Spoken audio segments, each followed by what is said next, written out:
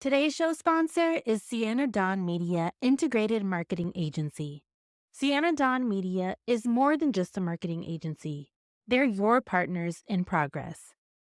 Their mission is simple: to alleviate marketing bandwidth, allowing creative business owners to focus on what they set out to do: create. Sienna Dawn Media empowers creatives to thrive without the burden of managing their own social media and marketing campaigns. So if you're ready to set sail toward new horizons, let Sienna Dawn Media chart the course and steer your business toward success.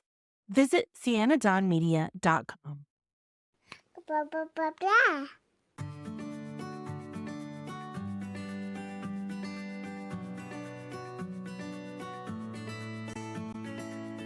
Welcome to the Our Forever Smiles podcast, a podcast created to support mothers of children who were born with clefts and those who love them. I'm your host, Laura Arroyo, and I'm also a mother of a daughter who was born with a surprise cleft palate. I know the challenges you face every day.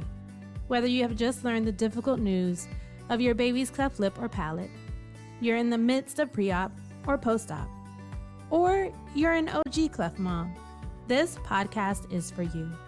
In a weekly conversation, we will talk about everything from feeding and speech therapy to surgery and school.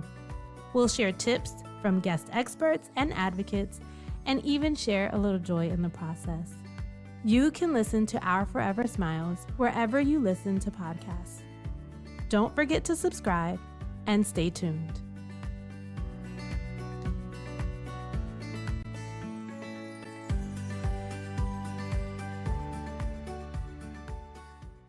Hello, and welcome back to the Our Forever Smiles Cleft Mom Diaries and Support podcast. I am Laura Arroyo. Before we jump into this episode, I would like to invite you to join this community to hear conversations with other cleft moms and advocates that will help you feel supported along your journey. All I want you to do is click on the follow or subscribe button. I love your support, and it's incredible to see us all come together. So I can't wait for all that we have in store this year, and just thank you so much for subscribing. As a note, we are not medical doctors, and we do not intend for you to use information that we share here as medical advice. We are parents and advocates who love our children, and we are sharing our own personal experiences. I am pleased to share that we have Hannah Scott on the podcast today. It was really a long time coming because I had to, no fault of Hannah's, but I had to reschedule a couple of times, and Hannah has just been very gracious. And I know what it is like to have a 2-year-old and just many family needs. And so I am just so grateful to have her on today. Hannah is a stay-at-home mom and she's a writer. Welcome, Hannah. Hi. It's so wonderful to have you here today. Thank you. So I wanted to ask, is your 2-year-old your only child? No, so I actually have an older son, and he will be 4 in November. Oh, okay, cool.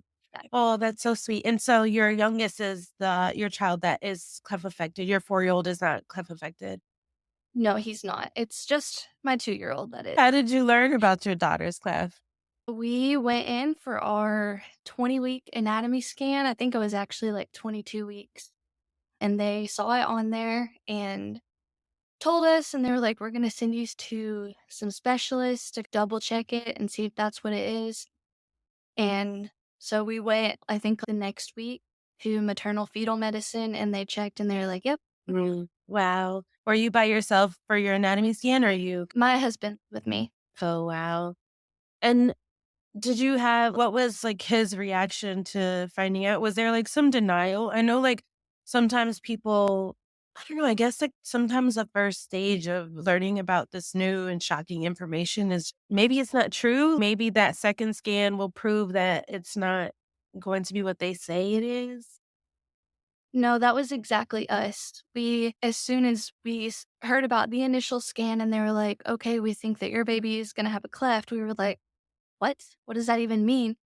We started doing all the research and stuff. We turned off our phones, didn't talk to anyone for the rest of the day, and went out to dinner with our son, and we talked about it, and we were just like, we're just going to pray that when we go in for this next scan, like, maybe they were just seeing things on the first one, like maybe it's not actually there.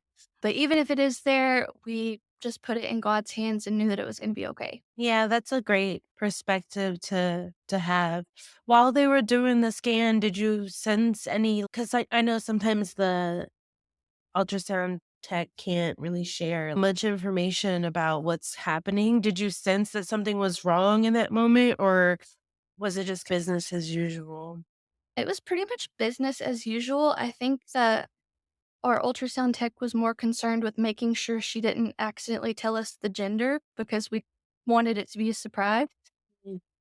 And so it just went on as normal, and I didn't even know anything was wrong until I met with my OB right afterwards. Oh, and was like directly after, you didn't have to wait or anything? I had a short wait for that appointment, but it was maybe like 15 minutes Oh, afterwards. okay, but not like the next week or Oh, yeah, yeah, no. yeah. Yeah, no, same day. Yeah. Did they send you to get was it a fetal MRA? It was just another ultrasound with maternal fetal medicine, and it was a longer ultrasound, so they, like, went over everything Yeah. and got the baby to move around and make sure it was there. Yeah. No, was that appointment, like, immediately after, or did you have to wait for that? I wanna say that it was, like, the week after, maybe? We had a little bit of waiting and a lot of thinking. Yeah. Yeah, that's what I imagine. In between that time, I know that you were hopeful for the possibility of a different outcome, but did you, like, try to, like, Google or try to find resources? What was your from the minute that you found out to that next scan where they confirmed it, what did you search or didn't search, or what were your next steps? I searched anything and everything. I am very much a Doctor Google Yeah. person, is what my husband likes to call me. Anything, I'm on Google. Okay, what does this mean? I knew very much about all things cleft affected when we went into this next scan. I was like, okay, this is what we can expect. And I think right after that scan is when I started joining like these mom Right. groups and everything like that. Yeah.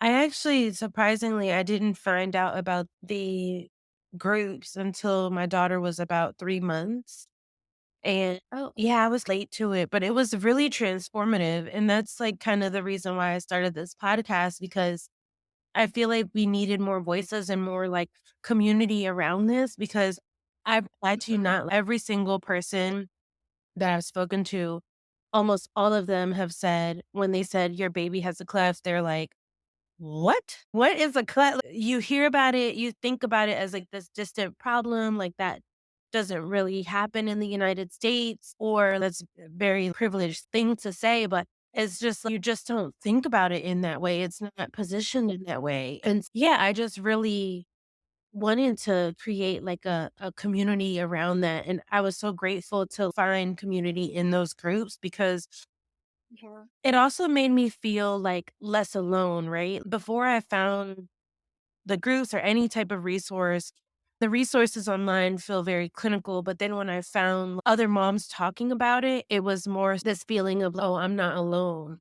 Like, Yeah. they're talking about ear tubes for your kid. Okay, so this is normal protocol versus I'm feeling like the hospital is just telling me whatever, or they're just like, you know what it felt like in the beginning? It felt very experimental. And when Yeah. had I found like the group before, I'm like, oh, okay, this is the normal steps that children have to go through, children that were born with a cleft. And just for context for you as well, I didn't know until my daughter was born. And so that kind of set us back Yeah. a little bit. So I've had to do a lot of Googling after the fact, but she was already in my arms, and a lot Yeah. more challenging. I bet you were in Oh, shock. yeah, yeah. Me being a first time mom, the other piece of it is, like, I didn't know. I mean, I had read all the books, I had did everything, right? I watched all the YouTube videos, and I think that nothing can really prepare you for motherhood. What I always say, people that want to start family planning is, like, everything that they say, the good, bad, and the ugly is true. Like, all all of All of it it. is true. And so being a first time mom, I'm really learning as I go. So having a 4-year-old and now a 2-year-old, I guess what was like the differences in your birth experience or just like having like that postpartum period? Because I'm assuming that your first child was also really difficult, even because you're a first time mom. It's really Yeah. challenging to adjust. Yeah. Honestly, I would consider both of my birthing experiences traumatic. Uh, with my son, we were in the hospital. I was in the hospital for a week before they finally induced me to have him, and then he stayed in the NICU for a week. I had preeclampsia, Mhm. and so that was a lot. And so I would say that experience prepared me a little more for the cleft experience just because I was like, "Okay, I've already been through a traumatic birth, like, how much worse can it get?" Yeah. Yeah. And luckily, I started showing signs of preeclampsia with my daughter too. So they induced me, but we made it to 37 weeks this time. My son was a preemie, but they induced me at 37 weeks and had her, and then she was in the hospital for a week trying to figure out the whole feeding thing. So it wasn't really anything that we weren't used to already, like having to stay for extra time or like crazy things happening. It was just the norm for us at that point. Yeah. Now, is your daughter, does she have a bilateral clef or is it a unilateral? Unilateral. Unilateral. And the issues that you all had, so my daughter also spent time in the NICU as well due to feeding and just trying to get her to meet her feeding goals. And of course, they won't send you home until you're able to do that. Are they, was, what types of issues did you encounter during feeding? So it was really just her trying to learn how to drink out of the bottles that they were giving her because they had the tube in her nose for a while. And we were like, okay, that's fine, but she needs to learn how to eat with this. Like, we need to be practicing. And so they tried I can't remember the bottle it was that they had. Pigeon feeder? Does that sound familiar? Yeah, my daughter That's what our loved the pigeon. We actually, Oh, really? yeah, we started on the Dr. Brown's, and that didn't work out for her, so we switched to pigeon, Okay. and yeah, fantastic bottle. We were flip Mm. flopped. They tried the pigeon with my daughter and she wasn't getting it. And so being in the mom group already, like I had ordered all these Dr. Brown's bottles because I was like, okay, like we're gonna do this. These are gonna work. And so we brought a bunch of them into the hospital and we're like, can we try these? Because it has a little disc in it. And we're like, the pigeon's not working. Can we please try these? And so they started trying those with her and we got to feed her some too. But she took those really well. And she was started eating more and more every day and met her goal within a week, and so we were ready to go home. Yeah. Oh, man, I love that. What was the decision to even place the tube now? Was that something that they told you was gonna happen? It was, like, automatic, or what was that, what was the decision based around? So I think they just wanted to do that because they were worried about her when she came out, she didn't know how to do anything, couldn't have suction on anything, so they were like, "Alright, we're gonna place this tube until we can start getting her to eat a normal way." So we were trying to feed her, like, while she still had the tube. Mm. We were just going around that, and then if she didn't take the amount that they like, the goal that they wanted her to meet, they would tube feed the rest. Yeah. Okay. Yeah. In hindsight, do you feel like you could have just started with the bottles? I think Yeah. so. I think it probably would have been a lot easier, and I bet that we would have been out quicker too. Yeah. Because I think about that. I've never heard of a family where they just automatically put, um, the 2, like, they make the decision to do that, so that's really interesting. They told me that my daughter was 1 day away from being put on the tube because she wasn't meeting her goals, and part of it was because she was probably so exhausted from trying and all this stuff, so when we finally got her to beat it was a tremendous victory, like, we were, wow, I can I know remember. it's exciting when she finally started drinking out of the bottle. Then we, like, don't wanna jinx it, and it's just Mhm. oh goodness, when you think back to that time, it's really it's something really difficult that we all or that the people listening here have gone through or definitely maybe feeling if they're in the midst of their journey. Now, has your daughter had her repair yet?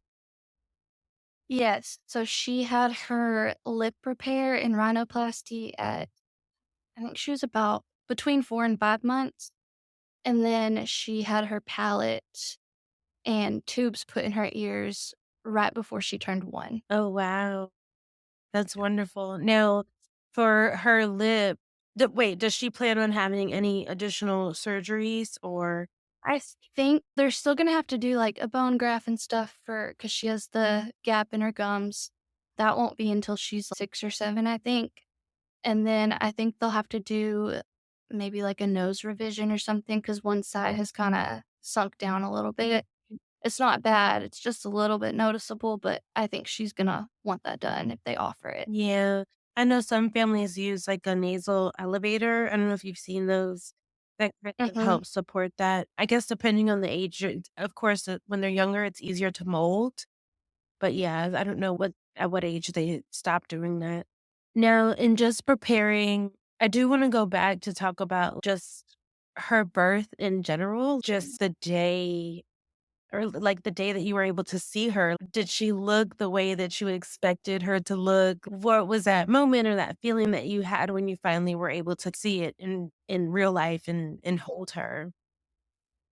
Well, so our moment was a little crazy seeing her because I had originally said we wanted the gender to be a surprise. In one of the extra scans, they sent the results through the online app portal thing that we have, and it said male. And we were like, dang, they told us. And so we were like, all right, it's a boy. And then I go in to be induced, have her the next day, and my doctor's like, I thought you said they accidentally told you this was a boy. Yes. I was like, yeah, they did. And she's, no, this is a girl. And we were like, huh? So not only did we have that shock, then we actually got to see her cleft. And she really did look like we were expecting because we got some really good 3D scans of her almost looking right at the ultrasound camera. I don't know what it's called. Yeah.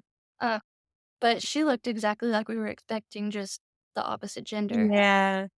Wow. So did you have any like feeling of like nervousness of like your child having a cleft, being a girl or a boy? Did you have a preference in the gender at all? So I think when we initially found out, like after the second scan, when they like confirmed it, I was really praying for a boy because I thought just like going through all the groups and seeing like pictures and stuff, I'm like, maybe a boy would have an easier time, especially when it comes to like bullying and that kind of thing. Yeah. So we had hoped that it would be a boy, but you know what? This little girl in here, she is mean and she is tough, and I'm not worried at all for her. I love that, yeah. I know I've heard of a lot of moms have had that feeling of beauty standards are so different for women, and it's a lot easier for men to hide their clefts because Yeah. they can grow a mustache and no one will ever know, and so it is one of those things that kind of, I feel like, hits some moms a little bit harder. It's a little bit tougher when they find out, like, "Oh, it's a girl." Also, clefts are more prevalent in boys too, so it's always I Yeah. find that sometimes, like, moms are shocked when they find out, like, oh, they have a cleft. They always assume that it's gonna be a boy, most of the times. But yeah, no, I it's so funny that you say that, like, having this feisty spirit but also she has an older brother, so I'm sure he keeps her, like, busy and on her toes. And most of her friends are, like, his age too, so she's right up there with the boys. She can keep up with the best of them. Yeah. Oh, yeah. Yeah. Oh, that's so sweet. Did you all decide to do NAM at all? Was that a part of your Yeah. journey? We had actually originally started going to so we're in Bryan College Station, Texas, and we had started out going to a place in Austin because they would take our insurance and everything, and they said they would do the NAM.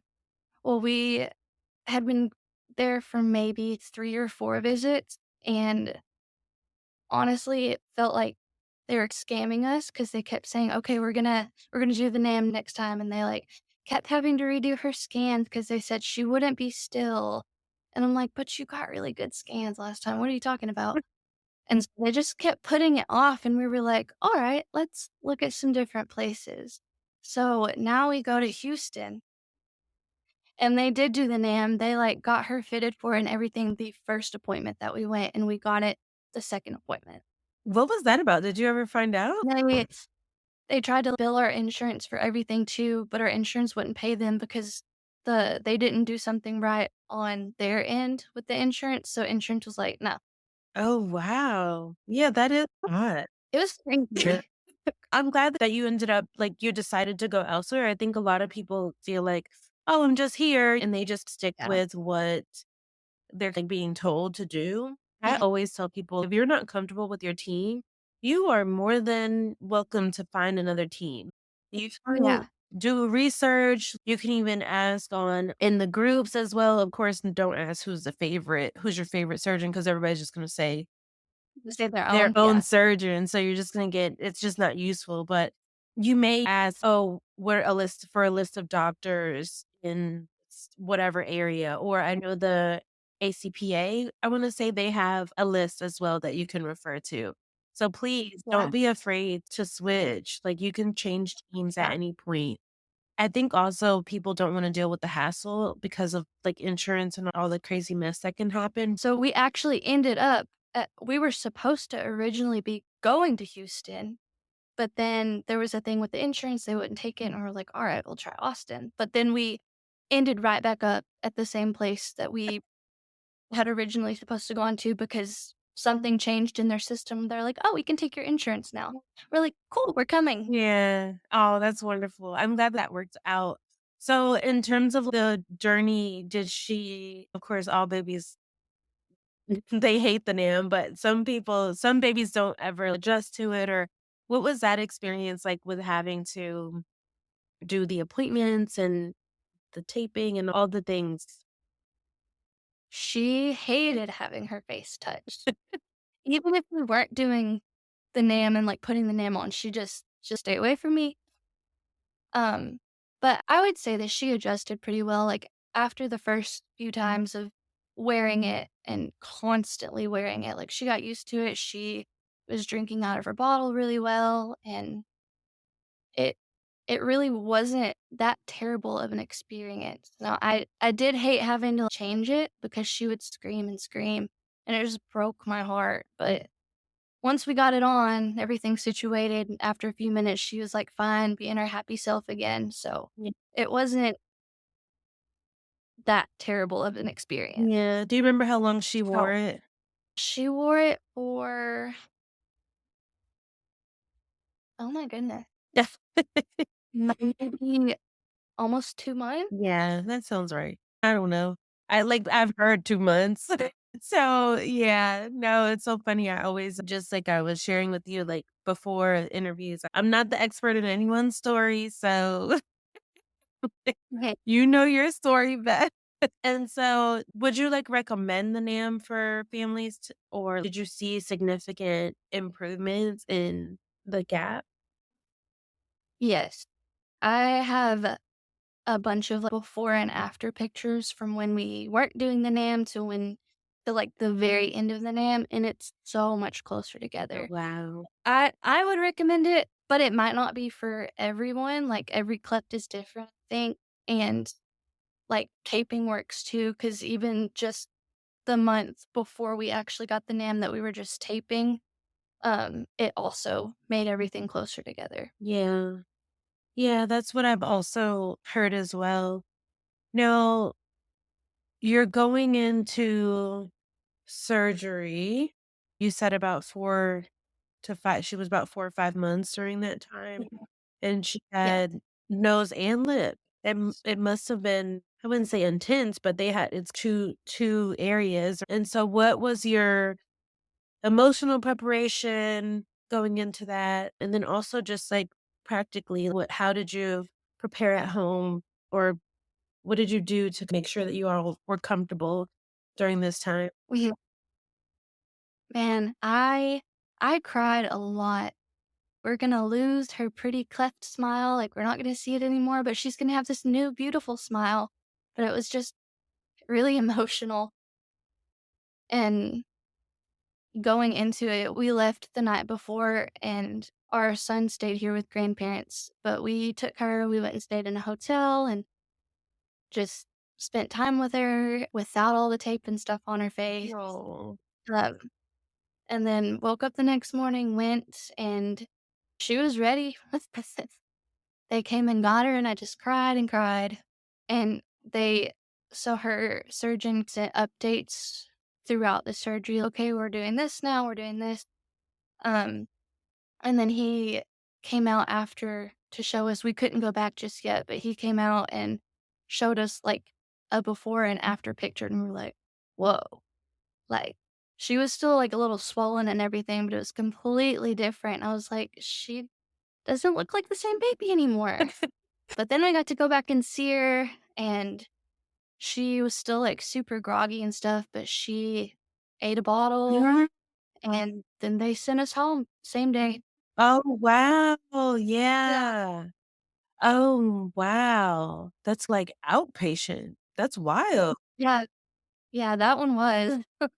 Wow. Okay. So that was actually really good that he showed you a picture first, because as you've shared, I don't think that a lot of moms are prepared to see that big change. And I Yeah, think that initial shock, like when you're going back to recovery to hold your baby, to comfort them, to finally see them after surgery, it's like, whose baby is this? You have that yeah, initial like shock of, like, is this the right one? Look at the tag. Like you're man, so I think in doing that, it just is that middle point where they can show you like, hey, this is what she's gonna look like, so you can have time to, like, process that versus yeah, coming down back to recovery where there's all these other babies and there's just a lot going on, and so I really like that idea. I haven't heard of a surgeon doing that.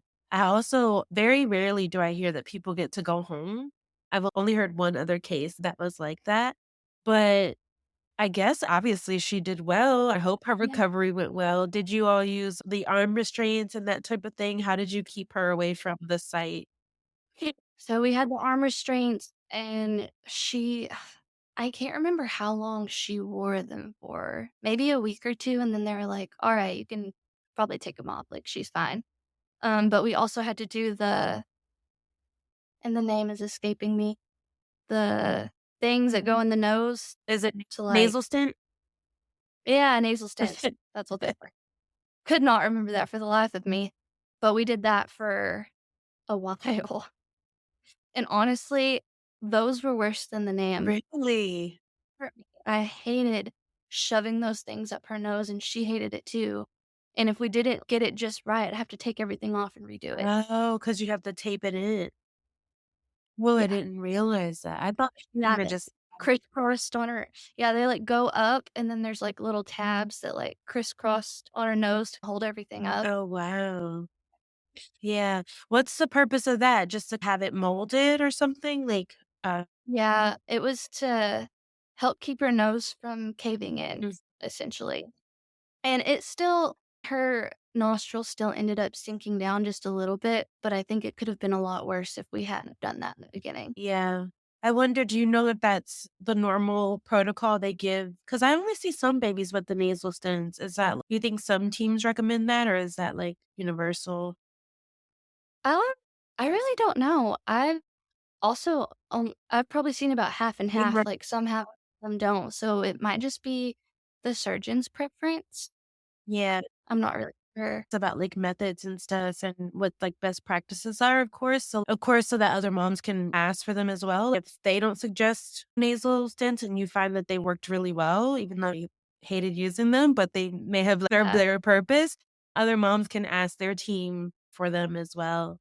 And what do you think, like, other moms should do to prepare for cleft lip surgery or cleft palate surgery? Just do a lot of research and don't be afraid to ask your team questions, because I had a lot of questions written down, and I asked him, I was like, "Okay, are we gonna have to do this? Are we gonna have to do this?" And then just being in the mom groups and that community, like, also besides asking your team, like, if you ask a question on there, somebody's gonna answer you, somebody's gonna have a similar experience to you, and it's really helpful to, like, look on that and see what other people have been through. Okay, I could expect this or I could expect this. That was really helpful for me. Yeah, I thought that as well, like, just going back to what I was saying earlier, it's like, "Oh, this the same thing is, like, happening to you as well." Literally, like, the same Mhm, thing. We're being told the same thing, baby is responding the same way, like, all of it's mhm. same, and it's just of course, everybody's situation is, like, a little unique to them, right? But generally, we are, like, all along the same journey, and Mm, it's and you actually get some of the validation from the other moms in that group. It's so nice. yes, that is the perfect word for it. It's validation. You feel like, "Oh, I'm not crazy." Ugh, Yeah. I hate to use that word, but it's like, yeah, I'm not, like, just losing it. Do you think is something, that you wish people knew about children that are born with a cleft lip or palate? I guess one of my big things is they're not different from any normal kid. Like, they might have a little trouble eating or sucking out of a straw, might need some speech therapy, but they're the same as any other kid. And just because I've had a couple of people bring up to me, gosh, what was it? Somebody sent me a thing on Facebook to fill out for kids with disabilities. And I'm like, yeah, I guess it's a physical disability, but she doesn't really have a disability. Like, she's meeting all her milestones still. Like, she's still the same as any normal kid. She just looks different. Yeah, I think that's difficult to, like, to grasp or to, like, get to I don't know, to approach, like, intended people, you know what I mean? Like, Yeah. people that genuinely want to help, but they just don't know what to say. Yeah. They just don't understand it because cleft lips and palates really aren't something that's talked about that much. Because it's like we were talking about earlier, when some parents get the news like their kid has it, they're like, "What?" And they, like, have to go do all this research because it's not super well known and people don't talk about it a lot. Yeah. How did your extended family, like, react to it or respond? Was it something that you shared with them, like, right away? Or I remember I was having a conversation with one mom, and she's I had pamphlets ready, like, I I was, like, informing my entire family, which I love that because I was actually someone who, when I found out, I shut down, and I Yeah. didn't share right away, partly because I didn't understand it, and I wanted to understand it before I told Mhm. people about it. And so what how was your approach to sharing it with your family? Think that we ended up telling them the same day that we found out, like, for sure that she had it, but we waited until later that night because after we found out, we just had our phones off and we just Yeah. kinda talked as a family, "Okay, this is what this means, this is what we're gonna do." So we ended up calling our families later that night and telling them, which they knew it was a possibility because we told them about the first scan, like, "Hey, this is what they think, and we're going to get some more scans to see if it's true." I think they took it pretty well. They were still just as excited to have another baby in the family. They were like, "All right, just let us know how we can help. Let us know when the surgeries are so we can be prepared." And they're just all really great. And they were very helpful. And they didn't do any of the NAM and taping stuff, but they had to learn how to do the nose stents because my husband went on a vacation and left our kids with both sets of grandparents for a little bit of time, so we had to send them a video of, like, how to put it in. They hated that. They were like, "Don't do this to us again." Isn't it? Oh, that's so seriously, like, kudos to you because I remember before my daughter had her palate repair, if I, like, gave my daughter if I handed her over, like, to for someone else to feed her and you had any, like, hesitancy or, like, your face looked like you lacked any confidence, I was like, "Give me back my baby." Yeah. So I had so much like postpartum anxiety over let me just protect her. Like I'm the only one who can do this Yeah. right or the right way, or I know what they told me and I've done all the research. And so it kind me a little bit. You can't do it all, right? Like it does take a village. It had Yeah. me very stressed. And I was like, I was a hot mess. And I think that is something to take away as well. Allow other people to help, right? Go take the Well, and vacation. Like, it'll be I was like okay. that at first too, the didn't really want anybody else to feed her and that kinda thing. But once I finally realized, like, "Oh, I'm super overwhelmed with having Yeah. a 20-month-old and then having her and all the stuff that's going on with her," I people finally were like, "Can we feed her? Can we help feed her?" And so I'd show everybody how to angle it and how to hold her just right, but I was glad that our vacation was like, it was a month or a little over a month after her first surgery. So, nobody had to worry about all the NAM and stuff, and that took a lot of pressure off. I was like, "Okay, it's just the nose stents. That's not as much to do as all that." But it was really hard to leave her. Yeah. Yeah, I remember this was actually a really good thing.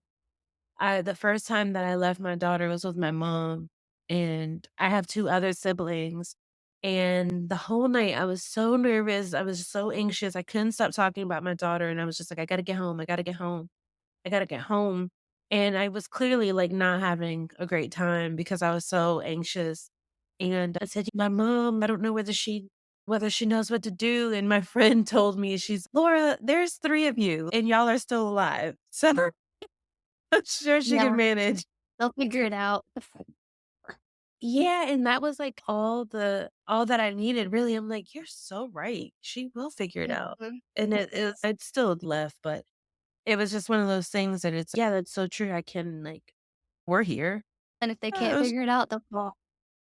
yeah, it's she's done it with 3 and there's only 1 there, so I'm sure she could manage. What do you think has been, like, the hardest part of the journey? Was it, like, diagnosis or the surgeries? Maybe as we just talked about, maybe, like, postpartum anxiety, anything that you can share that maybe was, like, really tough? I think for me, I had postpartum depression pretty bad after she was born, and I was on medication for a while.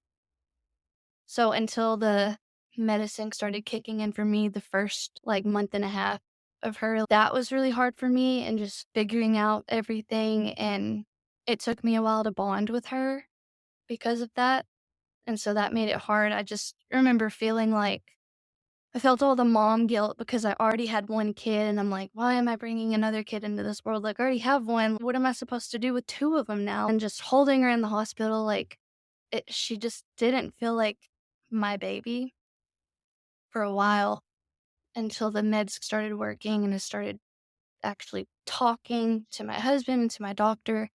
So, like, the first couple of months of that were pretty difficult, along with trying to figure out the taping and the NAM, and I'm like, "Wow, this is just a lot." Yeah. Yeah, I think that sometimes we can be really hard on ourselves too, and always heard about you can experience a lot of shift in your hormones and you can start feeling things that like you may have never felt before, thinking things. Like I had so many intrusive thoughts that it was, what am I thinking? This is so Yeah, wild. And I think that the NICU stay doesn't help.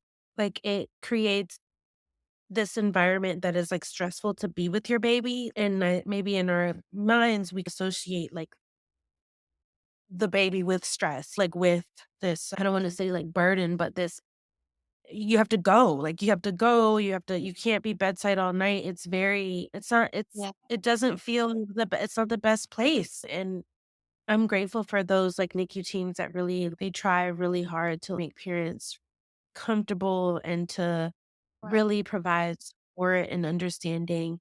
And I'm so glad that you were able to talk to your husband about it and talk to your team about the way that you are feeling. And I don't know, what advice would you give to someone that is experiencing something like that? Specifically, of course, our audience are cleft parents, cleft moms. What advice would you give to someone? just don't be afraid to reach out to people. I stayed closed off for so many weeks, just not really talking or interacting with anyone, including my husband. Like, we were fighting a lot just because I didn't tell him what was going on inside my brain and I was acting crazy.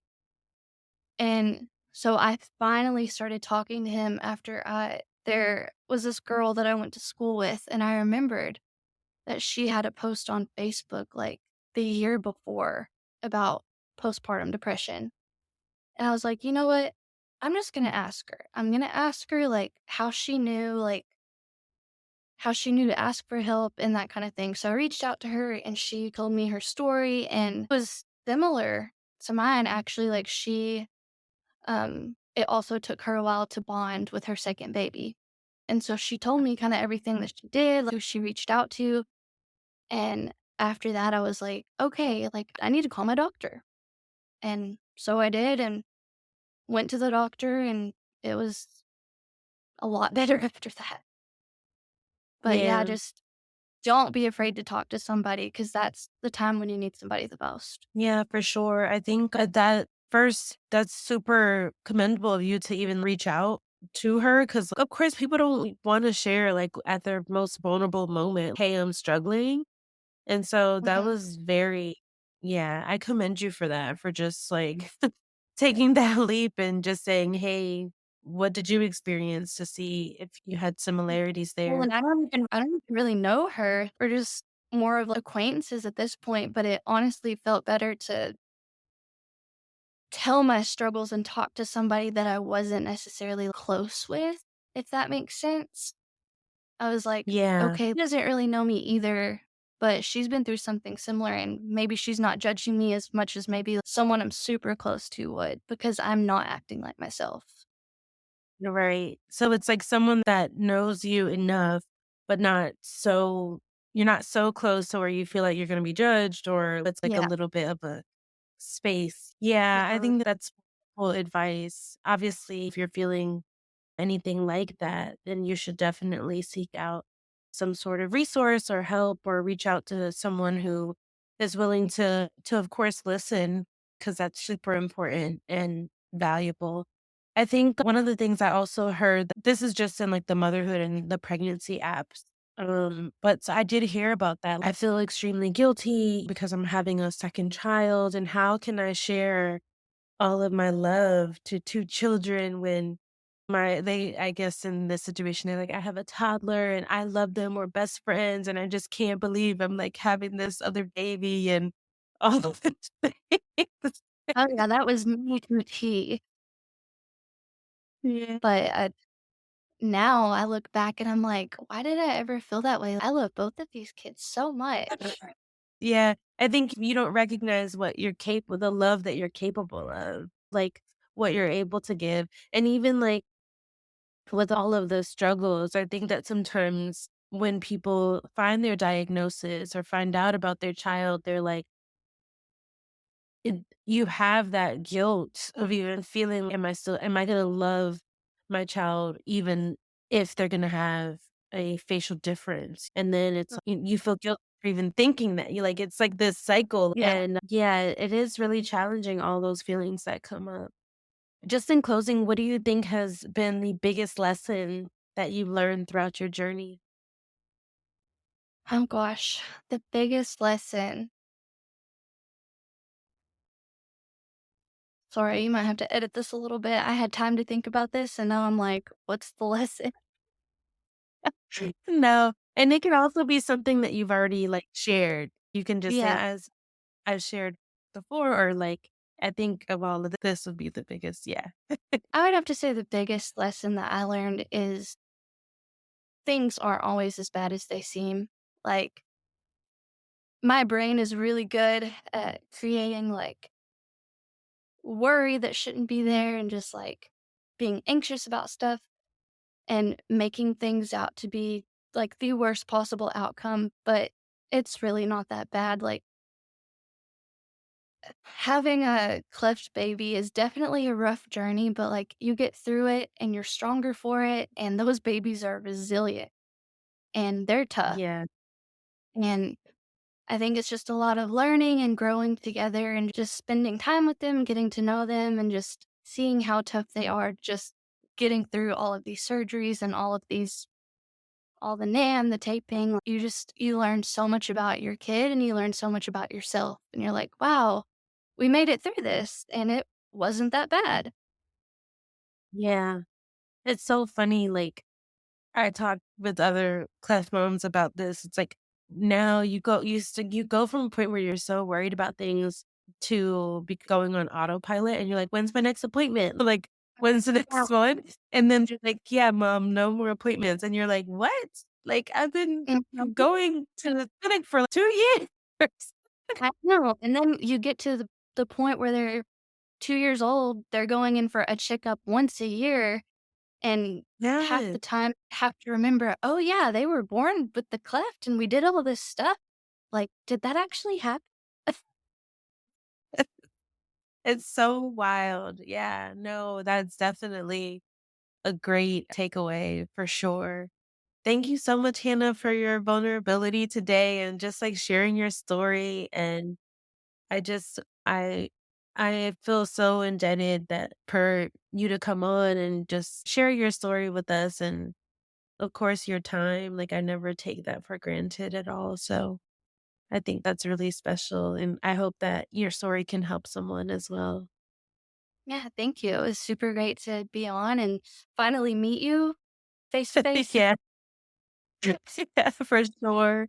It's been great. Sometimes I shy away from this kind of stuff and, like, talking about myself, but I love talking about Marley's story, and I hope that it can help somebody, and that's why I wrote the book about her, 'cause I want people to read it and hear her story and be like, "Oh, we had a similar experience, like, that can help me." So the book I wrote, it's called The Prettiest Smile, and it actually told from my son's perspective. So when he was and so he's just telling about Marley's experience from her birth to her first surgery and all the things that we went to, all the nitty-gritty, and in the end, it ends with her getting her forever smile and that it's still the prettiest smile we've ever seen. Oh my goodness. So my mouth is open because I feel like so many parents literally ask about, "Oh, what do you recommend any book that I can give for siblings or family members?" And that's so perfect. I love that. Yes. Where can people find it? Is it on Amazon? Yes, I love that. We will also have a link to the book in the show notes as well, and I can also add it whenever we I'll add it to Instagram whenever we post for this episode so that you all Okay, know cool. how to act it and get the prettiest smile. I love that. That's so beautiful. But yes, thank you so much. And thank you all for listening to the Our Forever Smiles Clef Mom Diaries of Support podcast. Be sure to subscribe and submit a review of the podcast wherever you listen. I hope that you've enjoyed this audio experience. Maybe you cried a little, laughed a little, but more importantly, I hope that you feel a little piece of reassurance and even joy in your journey. Talk to you next week.